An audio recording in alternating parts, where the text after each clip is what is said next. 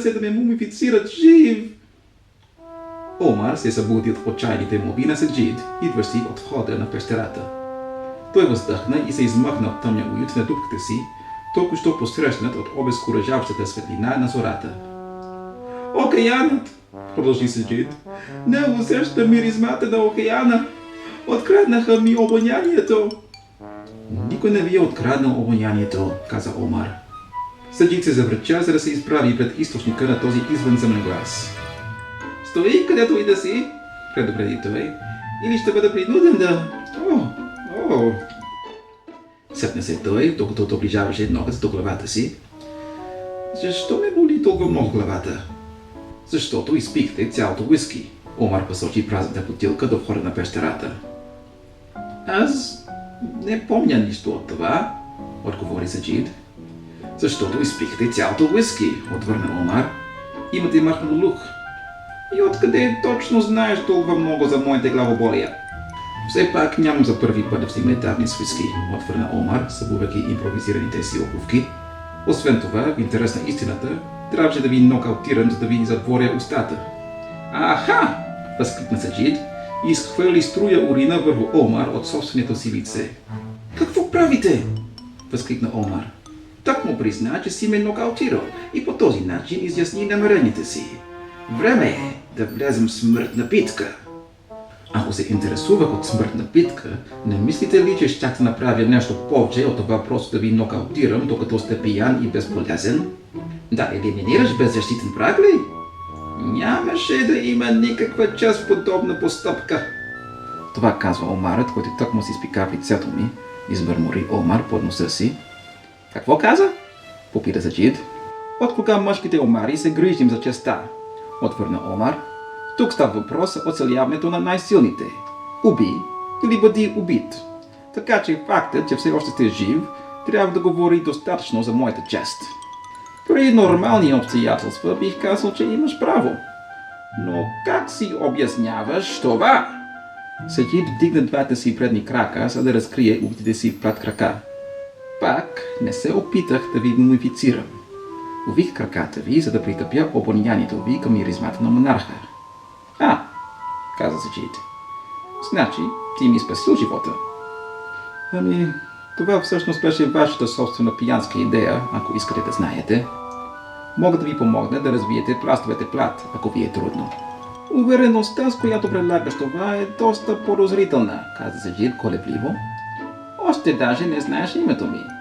Как може да си толкова сигурен, че не съм алфа, който да те срази веднага, щом станеш най-уязвим?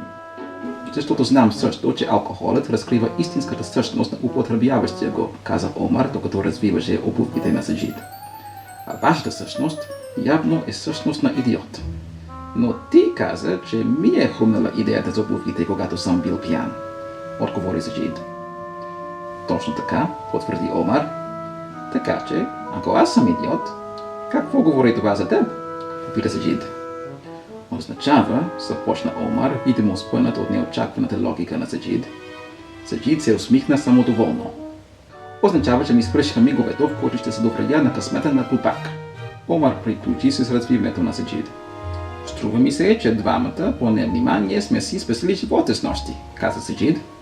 Да, нека го наречем равенство и да се разделим, отговори Омар, подавайки глава от пещерата и сканирайки за опасност.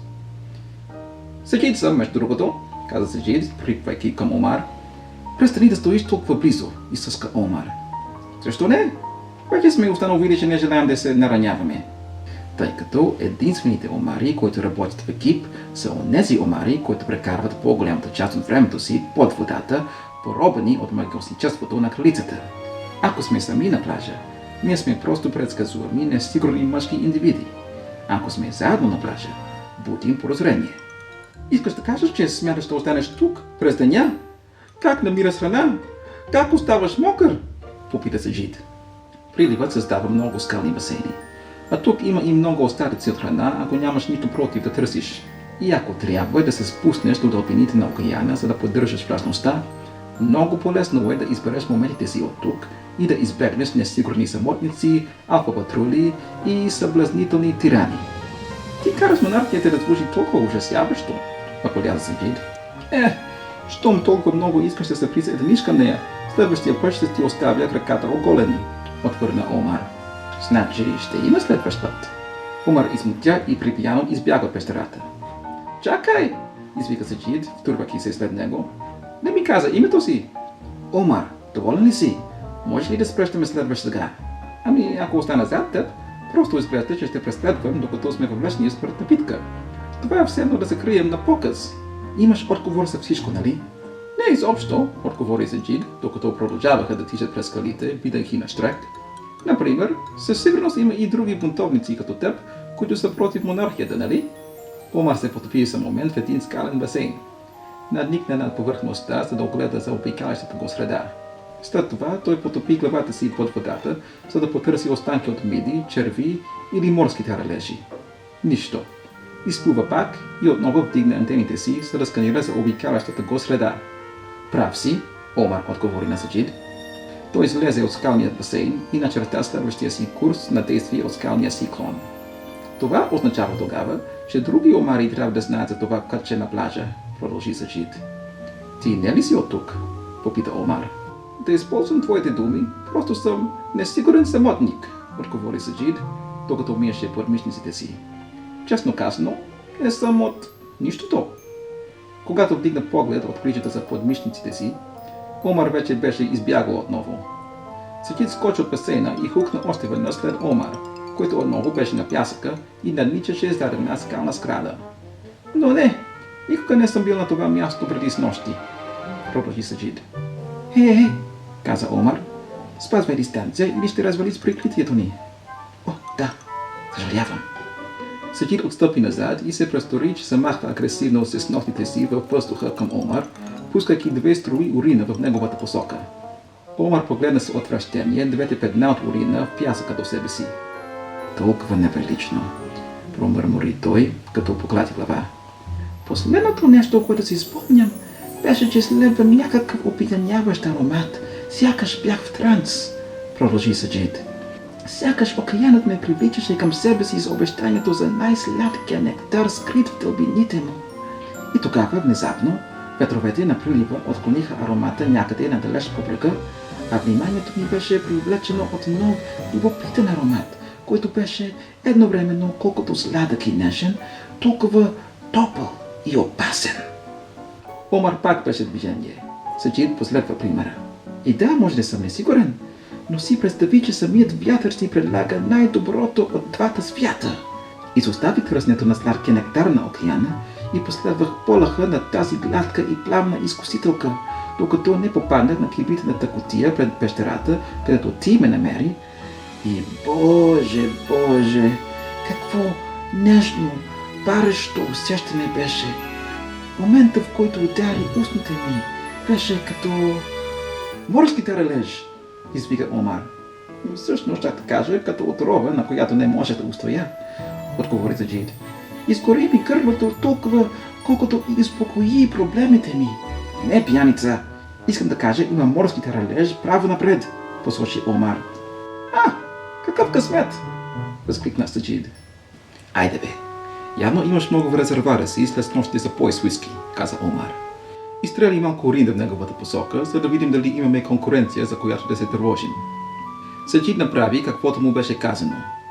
Двете ракообразни изчакаха няколко минути за някакъв вид отбранително нападение, но никаква атака не последва. Много добре, започна Омар. Виждаш ли онова заграждение с форма на полумесеца и там? Саджид кимна. Ако се позиционираме в който и да било ъгъл, можем да се предпазим от слънцето и рутинно да следим за всякакви приближаващи заплахи, ако трябва бързо да избягаме. Звучи като план, съгласи се Саджид. Аз ще отида пръв и ще избутам таралежа в анклава, каза Омар. Изчакай 15 секунди и след това ела при мен. Разбрах, шефе! Омар се обърна още веднъж към Саджид преди да избяга. Уиски, каза той. Това е кодовата дума, която ще кажем преди да влезеш, за да знам, че си ти. Саджид отдаде театрална почет. Омар се стрелна към морския таралеж, като непрекъснато гледаше през рамо и проверяваше обкръжението си. Продължи да се озрата, докато търкулваше таралежа в близка анклав и се позиционира в средата. Очите му непрекъснато шареха от единия ъгъл към другия, винаги настрек, опорявайки 15 секунди. Щом свърши да брои, той го чу. "Уиски!" възкликна развълнуван Саджид. "Уиски!" отвърна Омар и Саджид влезе в заграждението. Омар отхапа морския ралеж и се премести в своя ъгъл на полумесеца, надничайки предпазливо зад ъгъла. Саджид направи същото, но от своята страна. "Това, което е любопитно за мен Саджид започна с уста пълна с морските ралеж, капаните за уиски на страна. Не разбирам защо това място не е къмжи от омари като теб. В смисъл, знам, че предпочитаме да работим сами, но това място трябва поне да къмжи от самотни бунтовници, нали?" "Честно ли? Никога не си чувал за контрабандния кът?" попита Омар. "Това ли е контрабандният кът, където омарите са смачкани на брега от човешки голяи или примамвани в дълбините от опияняващата миризма на най-мощния аромат на монарха?" Омар кимна, докато работеше върху последната си хапка от морските ралеж. Саджид надникна иззад ъгъла си към празната пясъчна арена. "Ами, не виждам останките от никакви ръкопразни там," каза Саджид. "Предполагам, че снощи не е именно безразсъдни и купонясващи хора." Повярвай ми, може и да е именно такива," отвърна Омар. "Но кой вид безразсъдни хора би могъл да не остави никаква следа?" попита Саджид. "Струва ми се и по-вероятно нашите другари омари от снощи да са оцелели в смасването, само за да бъдат след това съблазнени от неизбежния аромат на монарха. Опасявам се, че можеха да претърпят съдба дори по-лоша от тази," отговори Омар. "Не разбирам," каза Саджид озадачен. "Говорим за някакъв тип измамник, устойчив на урина мъжки видли. Такава брутално чиста екзекуция само би предполагала подвига на един човек," започна Омар. Саджид го погледна напрегнато. "Наричат го метачът на пясъка."